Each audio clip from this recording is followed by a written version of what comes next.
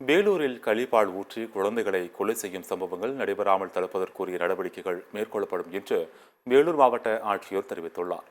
வேலூர் மாவட்டம் குடியாத்தம் அம்மனாங்குப்பம் பகுதியில் உள்ள தனியார் கல்லூரியில் மாவட்ட நிர்வாகம் சார்பில் கல்வி கடன் முகாம் நிகழ்ச்சி நடைபெற்றது.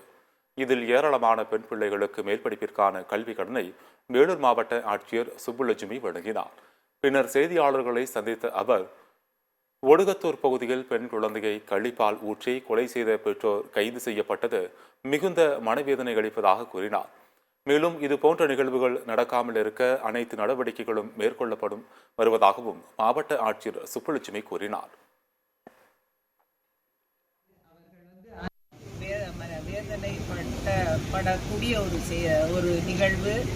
நாங்கள் உள்ளபடியே தலைகுனிவோடு இதை எதிர்கொண்டு இருக்கிறோம்.